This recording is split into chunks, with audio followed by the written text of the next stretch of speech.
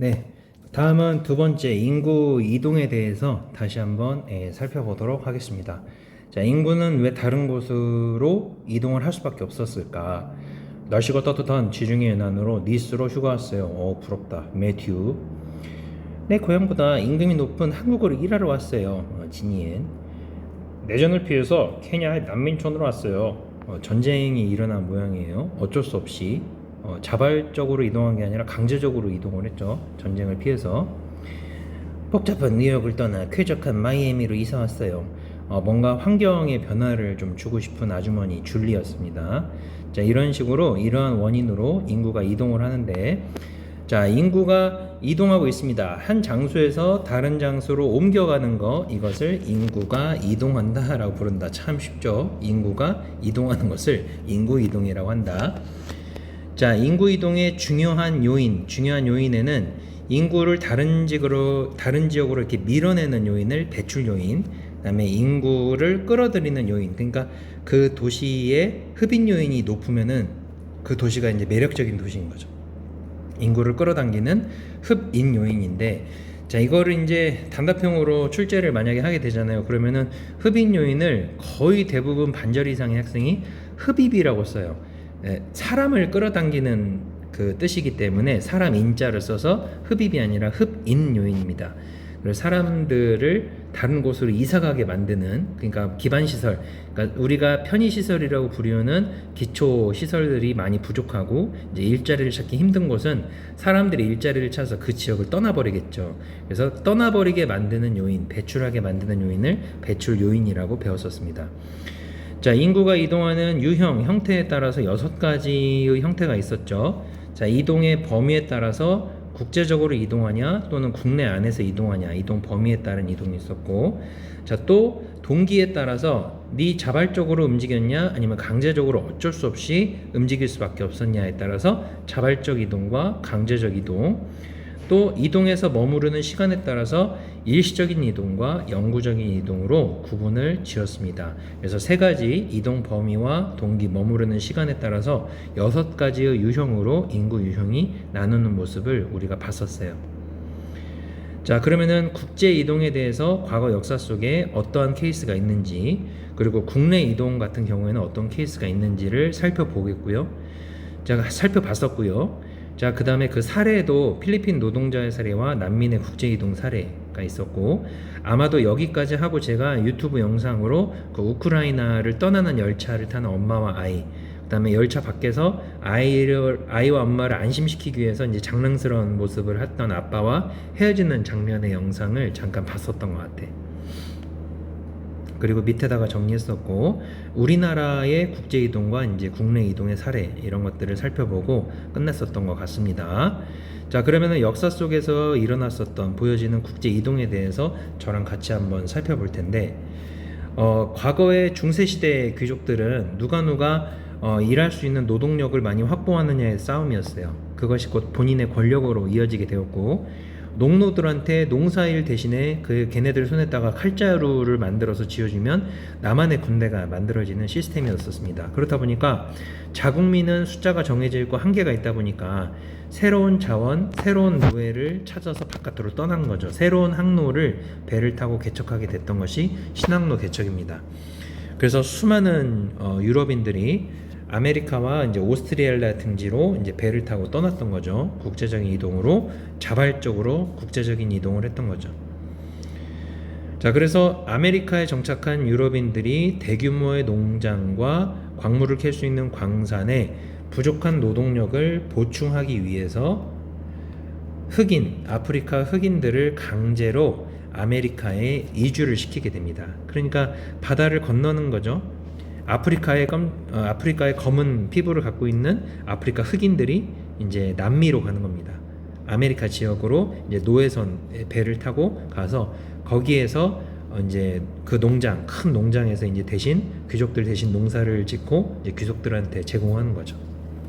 그러면은 아프리카 흑인들 입장에서는 국제적인 이동이고, 그리고 동기에 따라서 내 의지와 상관없이 끌려갔죠. 자발적인 이동이 아니라 강제적인 이동이었고, 또 귀족들 밑에서 일하면서 평생 거기에 눌러 살아야 되기 때문에 일시적이 아니라 영구적인 이동으로 구분을 지어주시면 됩니다.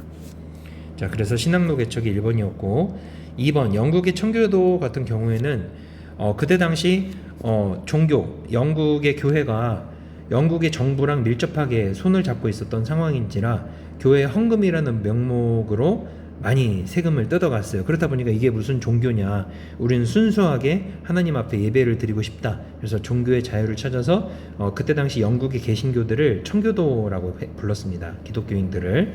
그래서 종교의 자유를 찾아서 배를 타고 이제 대서양을 건넌 거죠, 서쪽으로. 그래서 영국에서 서쪽으로 타이타닉처럼 쭉 가다 보면은 도착하는 종착지가 미국이었던 겁니다. 그래서 영국 청교도들이 종교의 자유라는 명목으로 국제 이동, 그다음에 자발적인 이동, 영구적인 이동을 떠나서 미국으로 갔던 거죠. 중국인들 같은 경우에는 이제 취업이 안 되고 월급을 조금만 주니까 다른 지역으로 취업을 위해서 동남아시아나 이제 우리나라나 일본으로 취업하기 위해서 오는 케이스가 있습니다.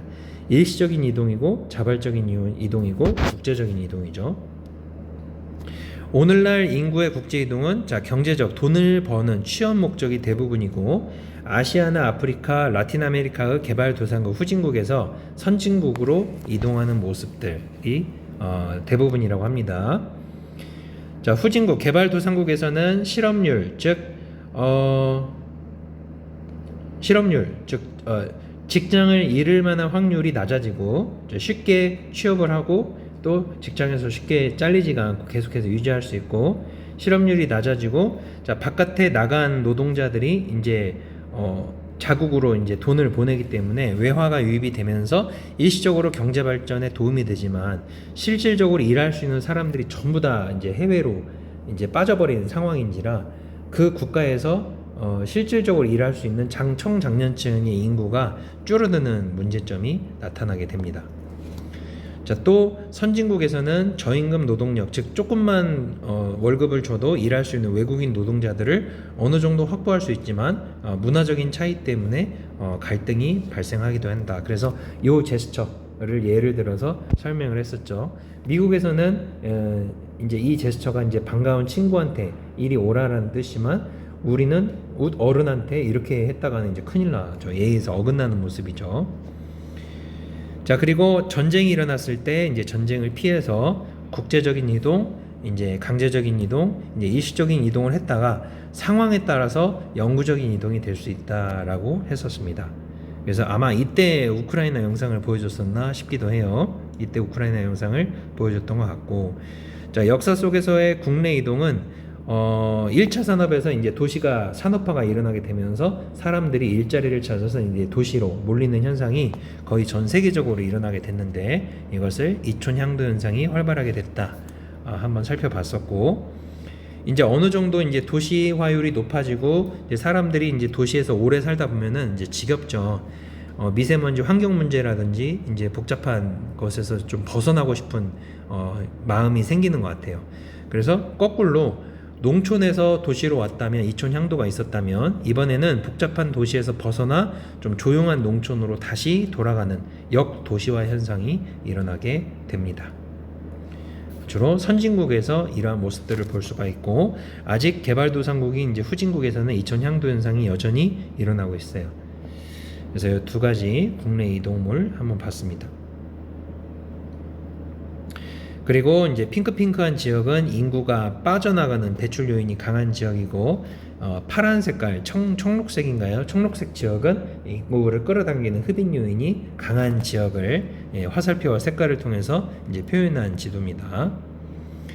자, 그래서 필리핀 노동자의 같은 경우를 예를 들어서 한번 읽게 했고, 그 다음에 난민의 경우 이제 자발적인 이동이 아니라 반강제적 이동, 국가적인 이동, 이제 영구적인 이동이 될 수도 있고 일시적인 이동이 될 수 있다라는 거. 난민 같은 경우에는 필리핀 노동자 같은 경우에는 돈을 벌기 위해서 해외로 떠났으니까 국제 이동, 그다음에 자발적인 이동, 그다음에 일시적인 이동이죠. 비자를 발급을 받아서 여기에서 이제 일을 하다가 비자를 다시 취득하는, 그때는 다시 본국으로 돌아가야 되기 때문에, 자, 이것을 어긴 사람들이 이제 불법 체류로 이제 등장을 하게 되는 겁니다. 자, 그러면 우리나라의 인구는 어떻게 이동을 하고 있을까?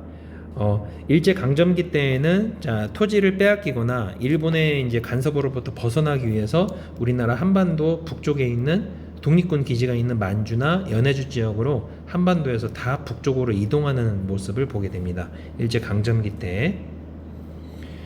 자, 1945년 광복 이후에는 여기 만주나 연해주 또는 미국이나 중국 등지에서 독립군으로 활동하고 있었던 우리 민족들이 다시 서울을 중심으로 이렇게 뭉치는 모습들을 보게 돼요. 광복한 이후에. 자, 그리고 전쟁이 끝난 이후에 전후 복구 사업이 한창이었던 1960년 되면은 산업화가 붐이 일어나게 되면서 아직 일자리를 취득하지 못했던 수많은 사람들이 이제 일자리를 찾기 위해서 미국이나 독일 등으로 이제 대규모 이동하는 모습들을 볼 수가 있습니다. 그래서 예를 들어서 이제 독일로 떠났던 수천 명의 이제 간호사분들을 예로 들었었죠.